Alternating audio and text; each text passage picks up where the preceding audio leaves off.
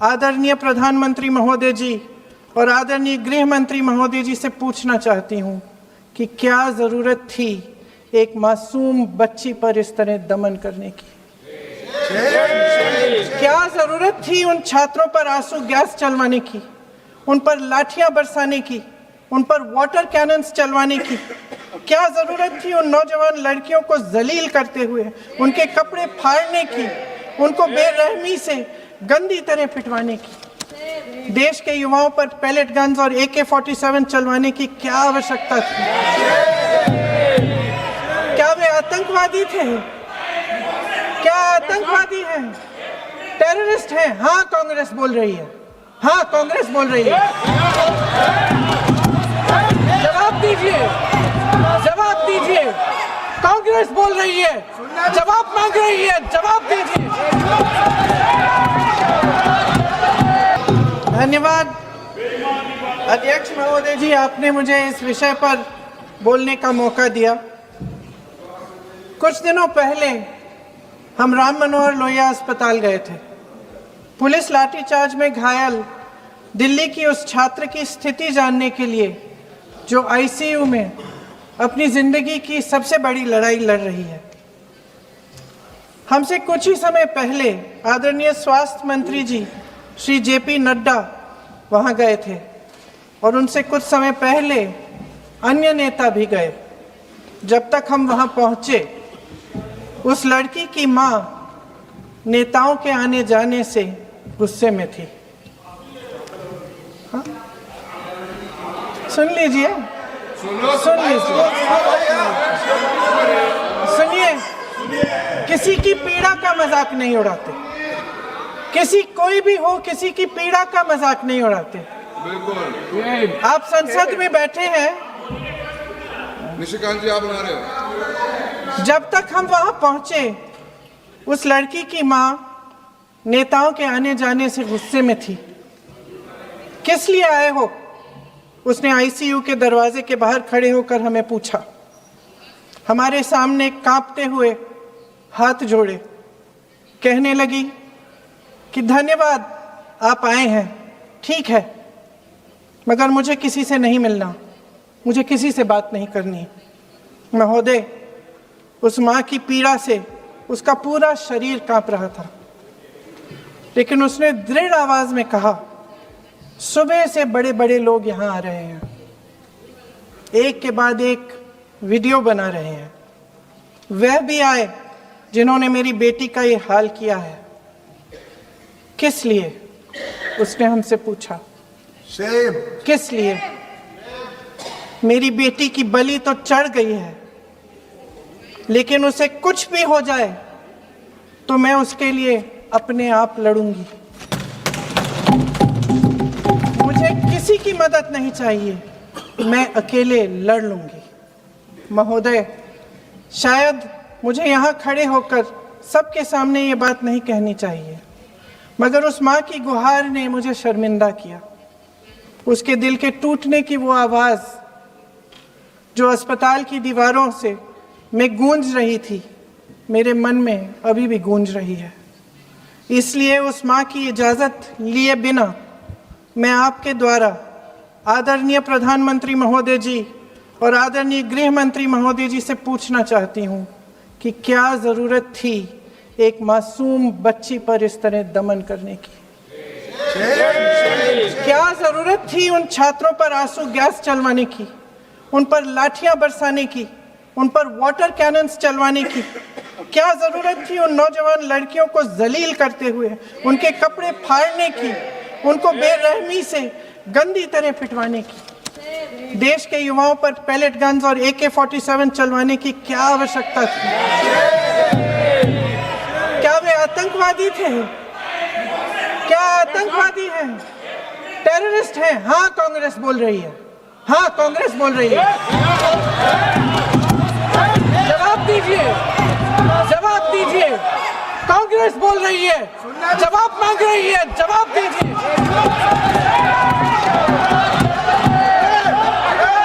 कौन जवाब देगा? कौन जवाब देगा? गृह मंत्री जी जवाब देंगे। किसने ऑर्डर दिया? किसने ऑर्डर दिया पेलेट गन्स चलाने के लिए? किसने ऑर्डर दिया? आपके माध्यम से मैं पूछती हूं अध्यक्ष महोदय, किसने ऑर्डर दिया? प्रधानमंत्री जी ने दिया? गृह मंत्री जी ने दिया? जवाब देंगे? पूरा देश पूछ रहा है, सिर्फ कांग्रेस पार्टी नहीं पूछ रही है, पूरा देश पूछ रहा है। अध्यक्ष महोदय, देश के माता पिता पूछ रहे हैं, छात्र पूछ रहे हैं, अध्यापक पूछ रहे हैं, पूरा देश आज ये पूछ रहा है और आपकी जिम्मेदारी बनती है कि आप इस सवाल का जवाब दें। क्यों डरते हैं आप इस देश के नौजवानों से? क्यों डरते हैं आप इस देश की बुलंद आवाज से? और उस आवाज को दबाने का हक आपको किसने दिया है? महोदय, ये सदन यहाँ बैठे हुए सांसदों की जागीर नहीं है, ये इस देश की अमानत है। यहाँ बैठे हम सब इस देश की जनता, इस देश के युवाओं, बुजुर्गों, गरीबों, अमीरों और सब धर्मों, सब वर्गों के देशवासियों के सेवक हैं। हम उनके प्रतिनिधि हैं और ये सत्ता हमें उन्होंने ही दी है। इस देश का संविधान हमारी सर आंखों पे, इस देश का लोकतंत्र सर्वोपरि है, इसे ध्वस्त करना पाप है। यह करोड़ों जनता हमसे सिर्फ एक चीज मांगती है, जवाबदेही। इंग्लिश में इसे अकाउंटेबिलिटी कहते हैं। हमें सत्ता देकर, हमें यहाँ तक लाकर सिर्फ उसकी ये गुहार है कि जो हम करें उसकी भलाई के लिए करें, और अगर उनके साथ अन्याय हो तो हम उनके प्रति जवाबदेह बने और उन्हें न्याय दिलवाएं। पिछले दिनों हजारों बच्चे सड़क पर उतरे, उन्होंने अपनी पीड़ा व्यक्त की। गांधी जी के दिखाए हुए रास्ते पर अहिंसा और सत्य को अपने दिलों में रखते हुए, गाते, मुस्कुराते हुए शांतिपूर्वक प्रदर्शन किया। लोकतंत्र के सबसे पवित्र सिद्धांत के तहत उन्होंने अपनी आवाज उठाने का अधिकार कायम किया। ये उस भारत के बच्चे हैं जो गांव में रहते हैं, जो महानगरों में रहते हैं, जो छोटे कस्बों में, छोटे शहरों में रहते हैं, जहां माँ अपने गहने बेच देती है, पिता अपनी जमीन गिरवी रख देता है, एक परिवार अपनी पूरी जिंदगी की कमाई बच्चे के सपने पर खर्च देता है। और अब उन्हीं बच्चों को लगने लगा है कि आज इस देश में मेहनत से ज्यादा बेईमानी मायने रखती है, मेरिट से ज्यादा पैसा मायने रखता है। तब सिर्फ एक छात्र नहीं हारता, उम्मीद हारती है। इन परेशान बच्चों ने अपनी उम्मीदें आपसे साझा की। उनकी मांगे क्या थी? कि पेपर लीक करके उनके साथ जो बार बार अन्याय किया जा रहा है उस पर कार्रवाई की जाए, कि जो सिस्टम उनके भविष्य को कुचल रहा है उसे सुधारा जाए, कि जो माफिया उन्हें घेरे हुए है उसे हटाया जाए, कि जिस मंत्री के कार्यकाल में ये सब हुआ वह इस्तीफा दे, कि उन पर बर्बरता करने वालों पर कार्रवाई की जाए और उसके लिए माफी मांगी जाए। बस यही उनकी मांग थी ना, कि जो शिक्षा और स्वतंत्र अभिव्यक्ति का अधिकार उन्हें संविधान ने दिया है उसे कायम रखा जाए। महोदय, हमारे एजुकेशन सिस्टम में कुछ समय से बहुत खामियां भर चुकी हैं। बच्चों पे जो प्रेशर डाला जाता है उसकी वजह से सैकड़ों बच्चों ने आत्महत्या कर डाली है। उससे भी ज्यादा बच्चे डिप्रेशन में डूब रहे हैं। परिवारों पर बच्चों को पढ़ाने लिखाने के लिए घूस, capitation fees, tuition fees, coaching fees आदि के घिनौने दबाव हैं। लोन लेने पड़ते हैं, सामान बेचना पड़ता है और उसके बावजूद कोई गारंटी नहीं कि उनके बच्चों के भविष्य मजबूत बन पाएंगे, क्योंकि बेरोजगारी चरम पे है। इस सरकार ने रोजगार पैदा करने वाले सभी सेक्टर्स को लगातार कमजोर किया। एग्जामिनेशन सिस्टम खुद फेल हो गया है। पिछले दशक में 152 पेपर लीक हुए, 750 करोड़ छात्र प्रभावित हुए, मगर एक भी दोषी, एक भी माफिया को सजा नहीं।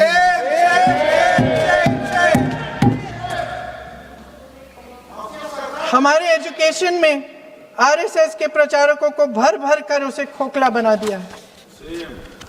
जबरदस्ती एनटीए बनवाकर सिस्टम का केंद्रीकरण करके उसे और भी उलझा दिया। देश के कुल बजट में, हाँ जी जबरदस्ती, आपने अभी अभी सुना तमिलनाडु के हमारे साथी क्या कह रहे थे। देश के कुल बजट में एजुकेशन बजट की हिस्सेदारी हर साल बढ़ाने की बजाय घटती जा रही है। 1.4 लाख करोड़ रुपया का पूरा बजट एजुकेशन बजट है और 1.32 लाख करोड़ सिर्फ नीट देने वाले 22 लाख बच्चों के परिवारों से हर साल खींचा जाता है। एक और शर्मनाक आंकड़ा भी है, 1.4 लाख करोड़ रुपया हमारा पूरा एजुकेशन बजट और 16 लाख करोड़ रुपए जो मौजूदा सरकार ने बड़े उद्योगपतियों के लोन माफ किए हैं। सोचिए कि इस सरकार की प्राथमिकताएं क्या है। सच ये है अध्यक्ष महोदय कि जिस तरह अस्पताल में उस छात्रा की मां का विश्वास पूरे सिस्टम से हट गया है, उसी तरह देश के युवाओं का भरोसा इस पूरे सिस्टम से टूट चुका है। और जब इस तरह देश के भविष्य हमारे युवा निराश होकर सरकार और सिस्टम से अपना भरोसा हटा देते हैं, तो उस भरोसे को फिर से बनाने के लिए सिस्टम के अंदर से जवाब नहीं ढूंढा जा सकता, उसके दायरे से बाहर निकलना पड़ता है, नए सिरे से ठोस प्रयास करने पड़ते हैं। अफसोस की बात यह है अध्यक्ष महोदय कि इतना हो जाने के बाद भी आदरणीय प्रधानमंत्री महोदय जी और उनके साथी इस सच्चाई को समझ नहीं पा रहे हैं। वे अभी भी ये सोच रहे हैं कि पीआर, नैरेटिव चेंज और पालतू मीडिया के सहारे एक बार फिर उनकी नैया पार हो जाएगी।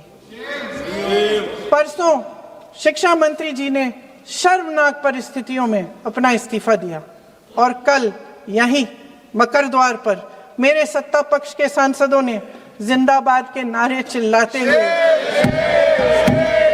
उनका संसद में ऐसे स्वागत किया जैसे मानो कोई सुपरस्टार पहुंच गए हैं। विडंबना देखिए महोदय, जब भूतपूर्व शिक्षा मंत्री को मुकुट पहनाया जा रहा था, स्वागत हो रहा था उनका, तब महाराष्ट्र में एक परिवार पेपर लीक पीड़ित अपनी बेटी की आत्महत्या का शोक मना रहा था। आपकी सरकार ने देश के करोड़ों छात्रों को क्या संदेश दिया? आपको किस बात का गौरव है, किस बात का अभिमान है? ये कौन सा अहंकार है? जहां आंखों में शर्म होनी चाहिए वहां बेशर्मी और स्वागत के नगाड़े बजाए रह रहे हैं। एक तरफ मातम है, दुख है, यहाँ फूल माला डाल रहे हैं। कोई आप पर कैसे यकीन करे? प्रधानमंत्री महोदय जी ने नया शिक्षा मंत्री चुना, एक ऐसे व्यक्ति को इस पद पर आसीन किया जिसने एक गर्भवती महिला के बलात्कारियों की रिहाई पर अपनी सहमति व्यक्त की, खुशी जताई। देश की करोड़ों लड़कियों को प्रधानमंत्री जी ने क्या संदेश दिया? सच्चाई बोल सर, अखबारों में है, अखबार में नहीं, मेरा कुछ भी बोल के चले जाते हैं क्या? अरे ये तो कैसा क्या है इनके पास? ऐसा ही कोई आरोप लगा दीजिएगा। कोई नियम कानून नहीं है। कोई नहीं बोलेगा। इमरजेंसी के बारे में बोला था। इमरजेंसी के बारे में बोला था। दुबे जी कितने बात किया आपने? आप कितने बात किया?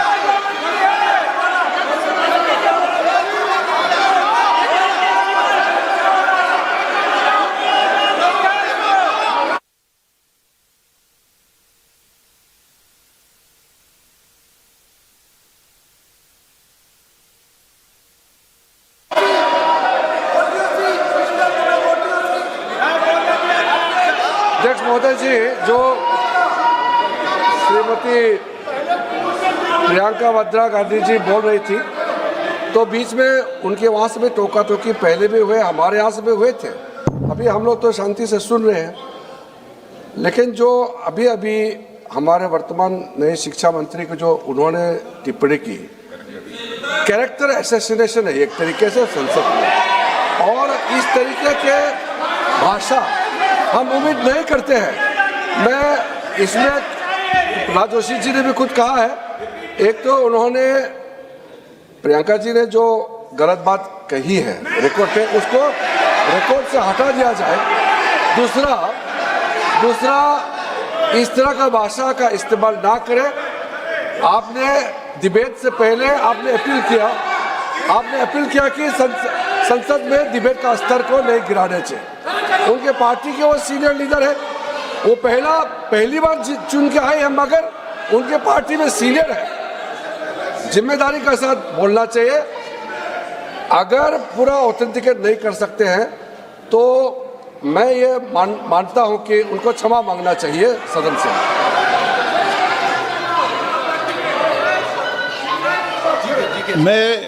मेरा मत ये सदन के अंदर, ये सदन सर्वोच्च लोकतांत्रिक संस्था का सदन है। इसका एक एक शब्द हमेशा रिकॉर्ड में रहता है। मैं माननीय सदस्य से आग्रह करूंगा कि बिना तथ्यों के हमें इस तरीके के सदन के पटल पर बात नहीं होनी चाहिए।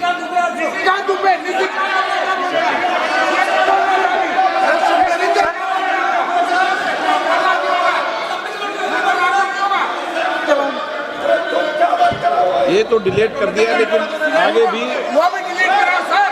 ये जो निशिकांत बोलता वो भी ये सीधे क्या बोल रहा था, क्या कर रहा था सर जो प्रहलाद जोशी जी ने बिल्किस बानो के बलात्कारियों की रिहाई पर जो बयान दिए, उसका प्रमाण मैं आपको दे दूंगी, मैं भेज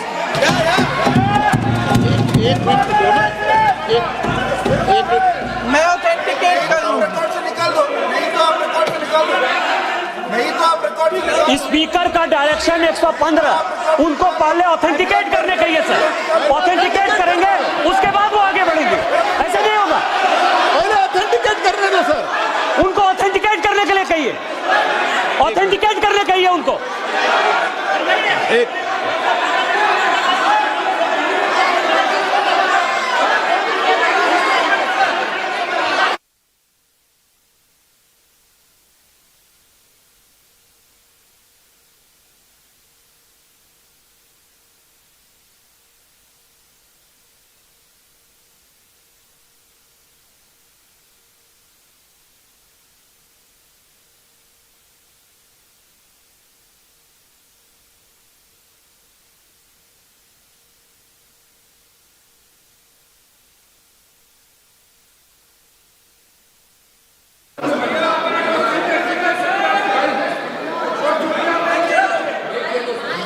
आप उनको बोलने दो, आप मत को डिस्टर्ब। मैं एक विषय बता दूं, एक मिनट बताऊं।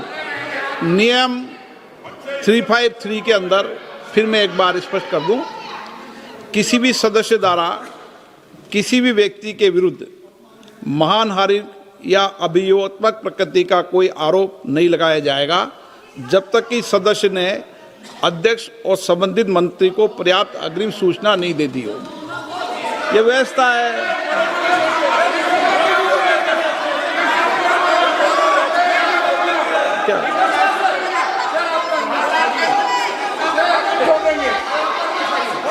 House, ma'am.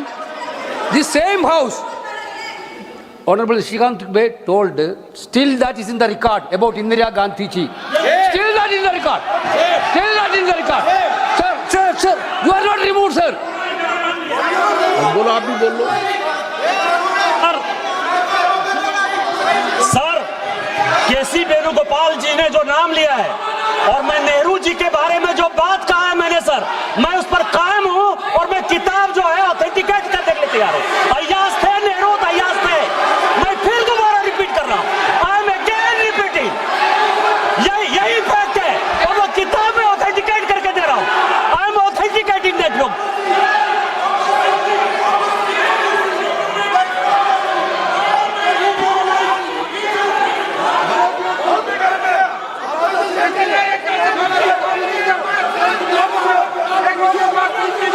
You don't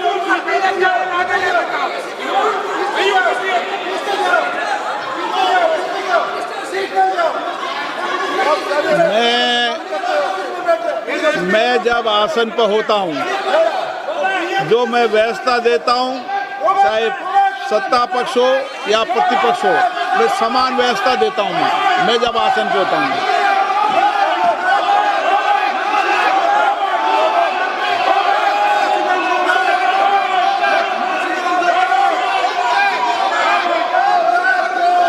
please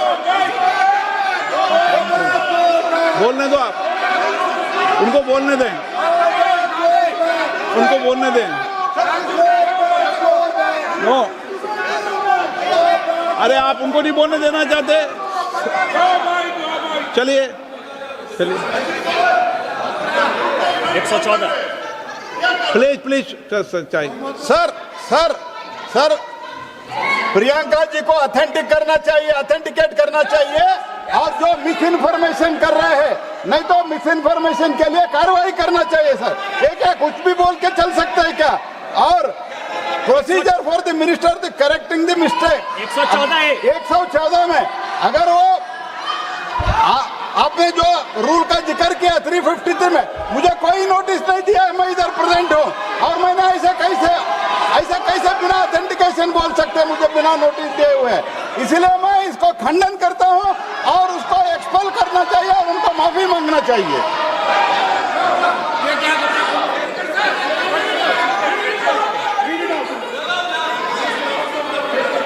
नहीं, ये चैप्टर आगे नहीं बढ़ेगा sir.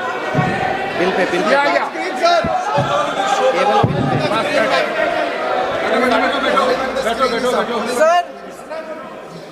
Sir here is a newspaper माननीय आर्टिकल। सदस्य, सर अरे आपने पूरा बुक ही ले गया है, आपने बुक ही ले गया सकता है।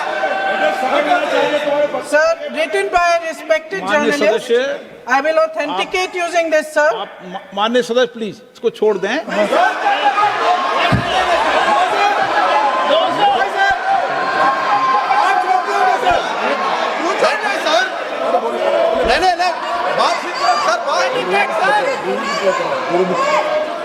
सर अगर जोशी जी अपने बयान का इस खंडन कर विधेयक रहे पर ही हैं क्या? चर्चा होगी। आप इस बयान का खंडन कर रहे हैं क्या नहीं, जोशी जी? माननीय से पूछेगा। सदस्य, मैं आपसे फिर आग्रह कर रहा हूं, इस सदन में इस विधेयक पर ही चर्चा होगी।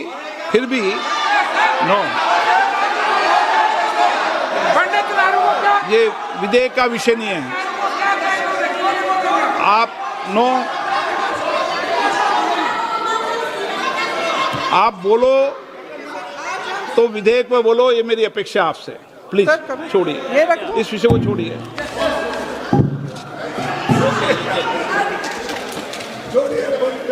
आज हम सदन पटल पर एक ऐसे विधेयक में संशोधन पर डिबेट कर रहे हैं जो 2024 में पारित हो चुका था, और इसमें मुख्य संशोधन यही है कि पेपर लीक के अन्य अपराधों के लिए सजा बढ़ाई जाएगी। मगर जब से ये विधेयक पारित हुआ तब से अब तक इस सरकार ने एक भी अपराधी को सजा नहीं दी। आपने देखा है कि कल और परसों से फेस रिकॉग्निशन द्वारा प्रदर्शन करने वाले बच्चों के नाम और पते सार्वजनिक किए जा रहे हैं, मगर यही काम पेपर लीक करने वाले अपराधियों के लिए अभी तक नहीं किया गया। ना इस विधेयक में पेपर लीक रोकने के कोई ठोस कदम है। इससे देश के युवाओं का भरोसा कैसे बनेगा? अध्यक्ष महोदय, आदरणीय प्रधानमंत्री महोदय जी को आपके माध्यम से मैं कहना चाहती हूं कि शायद उन्हें अपने सलाहकार बदलने चाहिए। वे असलियत से एकदम टूट चुके हैं। नई कमेटियां बनाने से काम नहीं चलेगा।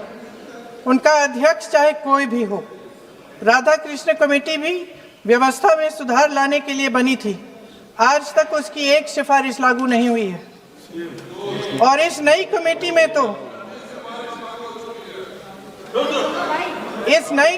में तो एक एक्स-आईबी चीफ, फिर चिल्लाएंगे, एक एक्स-आईबी चीफ, एक आईटी कंपनी के मालिक और एक गौमूत्र के विशेषज्ञ भी हैं।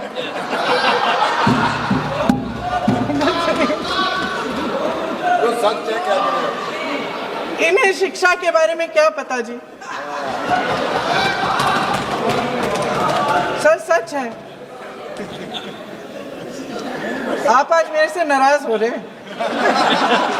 मन मुस्कुरा लीजिए। उनको आपने भी चुनाव लड़ा।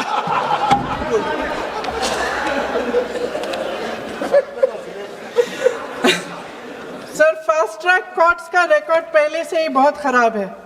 वैसे भी कल की सुनवाई में सीबीआई का वकील पेश ही नहीं हुआ। संसद में विपक्ष को दोषी ठहराने से, खोखले राजनीतिक खेल खेलने से काम नहीं चलेगा। आप जेन जी का भरोसा वापस जीतना चाहते हैं तो नए नए एंगल से अपने फोन से नए नए वीडियो बनाने से नहीं होगा।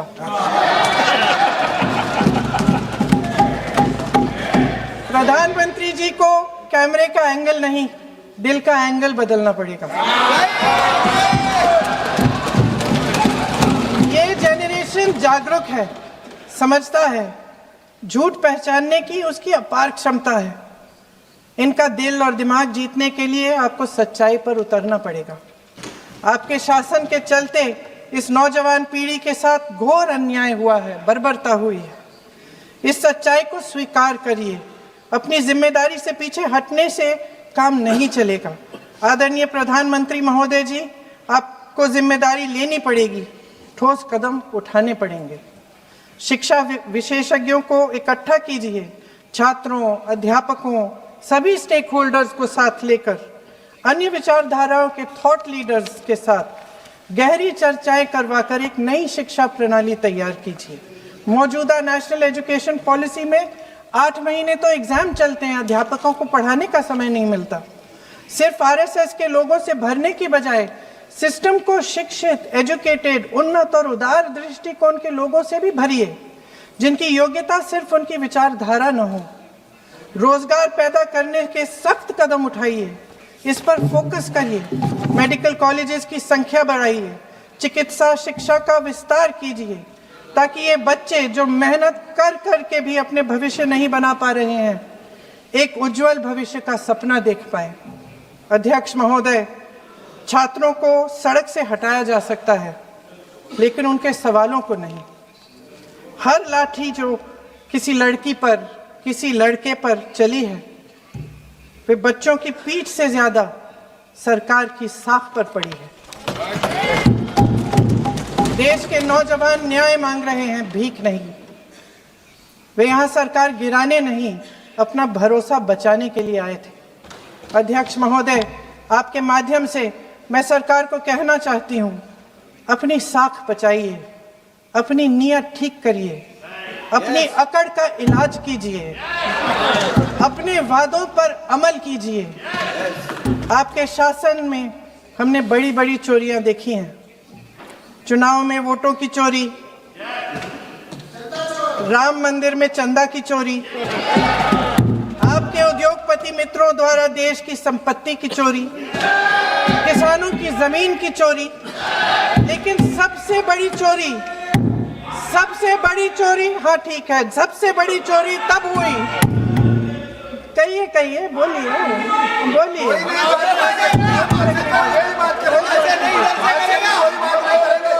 सुन लीजिए, शांति से सुन लीजिए, शांति से सुन लीजिए।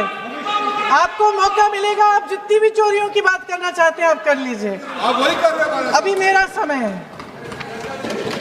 सबसे बड़ी चोरी तब हुई जब देश के नौजवानों के भविष्य, उनके सपने चुराए गए। भविष्य की चोरी, सपने की चोरी किसी भी चोरी से कहीं बड़ी होती है महोदय। अगर देश का युवा निराश हो जाए, अगर देश का युवा निराश हो गया, उसकी उम्मीद टूट गई, तो सबसे बड़ी हार भारत की हार होगी। और हम कांग्रेस और विपक्ष के लोग जान दे देंगे, मगर भारत की हार नहीं होने देंगे। जय हिंद। सर अब तो मुस्कुरा लीजिए, भाषण खत्म।